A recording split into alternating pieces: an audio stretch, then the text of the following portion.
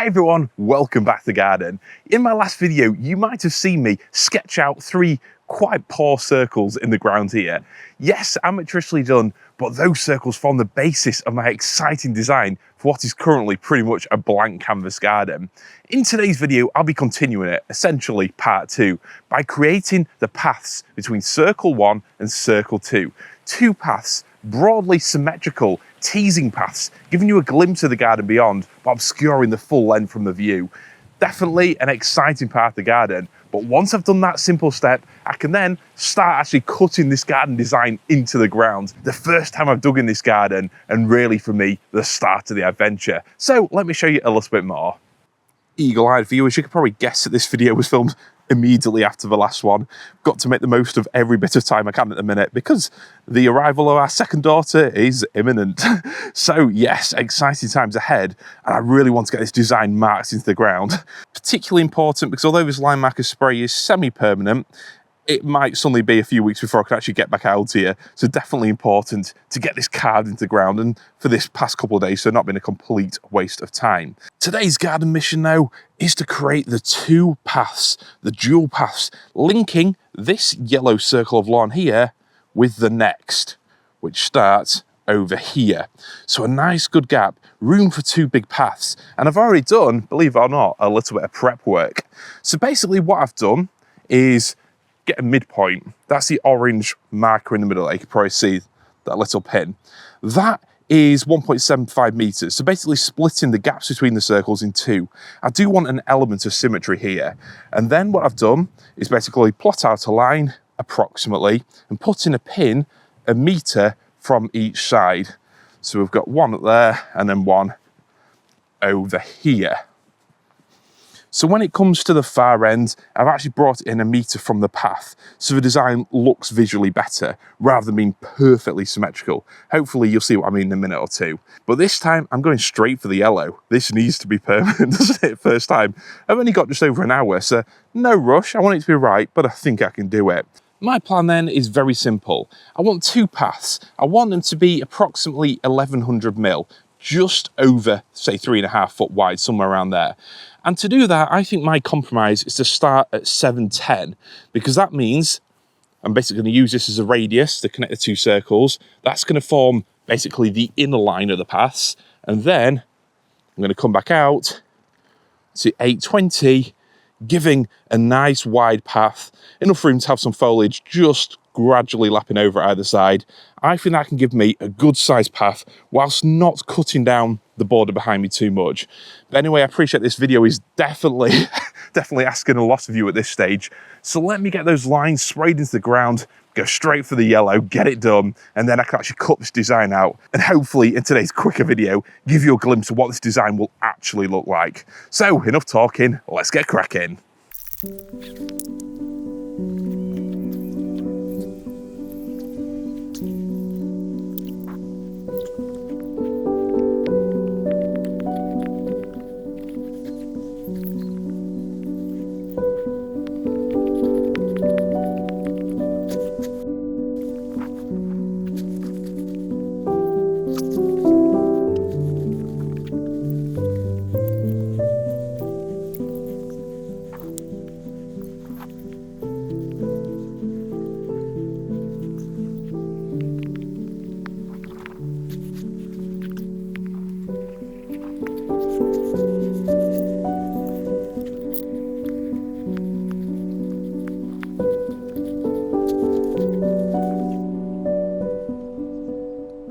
To be out here with blue sky and birdsong has been a rarity this January, so definitely pleased I'm making the most of my time.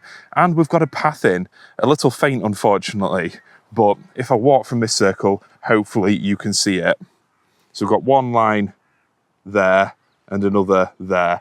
Pretty sure this won't show up on video at all. Not possibly helped by the dewy grass and the fact the yellow definitely blends in.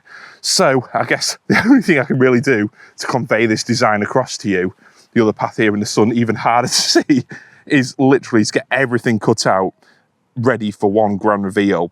So let's just get on with it, get it sorted, and then you can join me again in maybe half an hour or so, and the full design will be revealed. Let's get started.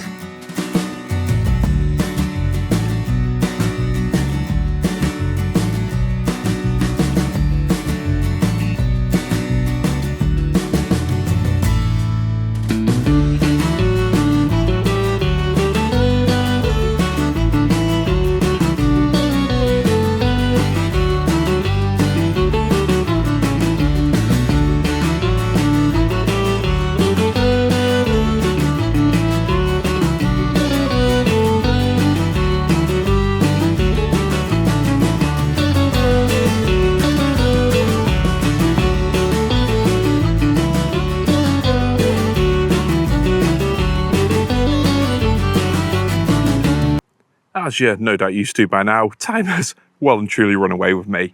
But I have got some digging done. I've started to make a proper mess, which in my book at least is progress. Now you will notice that I haven't actually dug much of this side of the circle out, and that's because until I decide exactly where my path's going from there, the exciting adventurous fire pit path, and then also the boring, aesthetically unpleasing polytunnel path which will come around here, I don't really want to start slice up too much of the grass. But up this side here, there's been major progress. I think, in fact, to show you this best, I need to get out my little janky aerial filming rig, don't I? Chuck the phone up there in the sky and show you this in more detail. So let's do that, and then you can really appreciate what I've done at least. There will be another day in the near future when I possibly have to remark out the end two circles, but you know, progress is progress. It's been a beautiful day, and there is obviously a version of me which could have stayed outside today all day, enjoying this January sun and the bird song. But we're off to the seaside, a trip with Harriet and the dogs as well, so I definitely can't complain. So let me get my camera set up and let's chuck you up there. You can now see the design hopefully starting to come together. You can see how this first circle interacts over there with the path going up the side. A nice little opening, plenty of room for the boys to run onto it. And you can see as we go into the circle here, you can now see hopefully how those paths look. So I definitely didn't want symmetrical, but I wanted them equal in a way. Obviously, I've not cut out the next circle yet, which really will be the moment of truth which sort of solidifies the design to me. But I like the shapes that I've got appearing. Yes, I do like that path on the right-hand side. There's room for a nice generous border there. Happy with that. The central island, again, room for a nice tree in the middle, some tall grasses, some pretty, hopefully beautiful visual blocking. And then at that side there, the more shady path, again, a generous border running along the side of it, plenty of room for some bamboo, some palms, and all kinds of luxurious shade-loving planting. So there we go. Not as much progress as I wanted to. There's plenty of cutting out to do. For example, I need to cut down that yellow line where it runs alongside the borders. There's a lot of turf to come up. But for me, I am so pleased that today things have started to happen. Maybe serendipitous that the sun is actually shining today, the first time in a long time, but it's been a privilege and a pleasure to be outside and to get this design into motion. Well, we did indeed get to the seaside, where the weather was a little bracing. Yes, blue skies, bright sun, but wow, it was certainly cold out there. But a fun time was had by all, mostly anyway. You'll be pleased to hear though that I made some more garden progress the next day. Not by myself, with a little bit of help this time.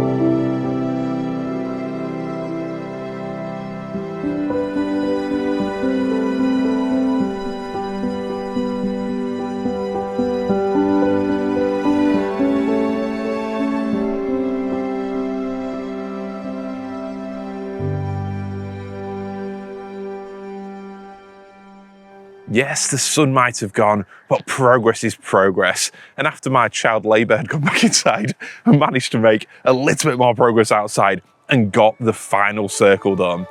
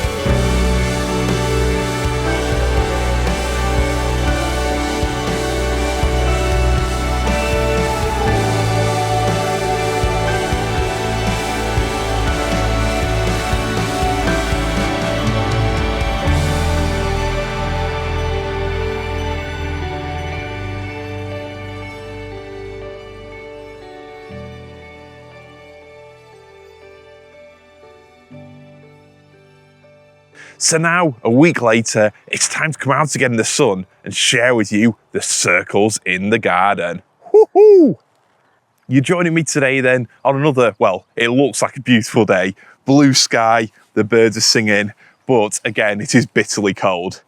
Now just put my phone up here so I can give you the aerial view of the progress so far.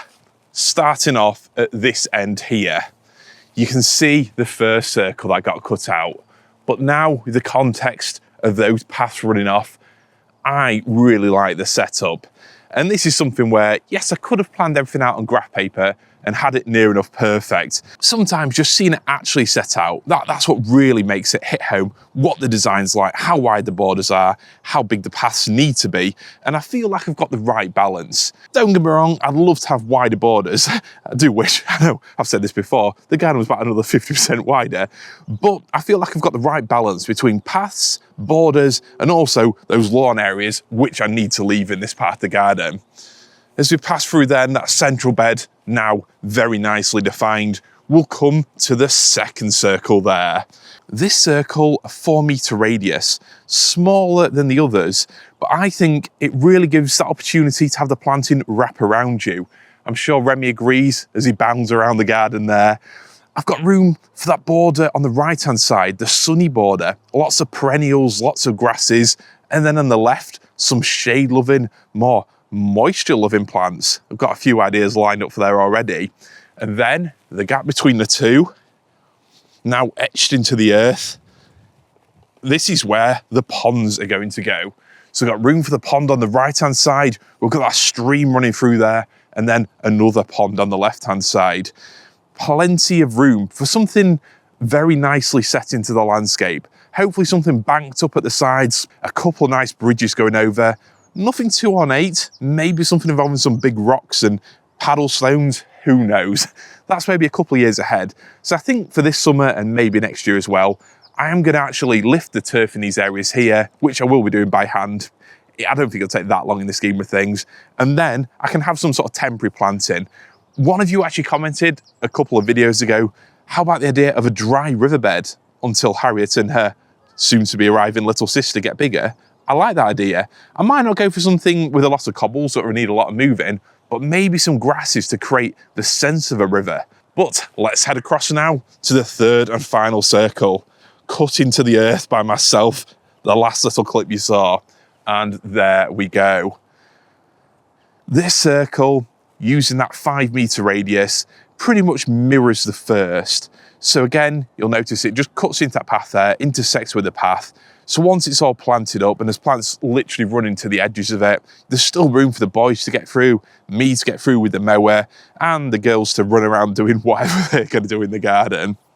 Setting the design out like I did give more room this end. So though my grass border close to the eucalyptus is a little bit narrower than I wanted, up this end here, we've got plenty of room. And this is where I was really keen to keep the space.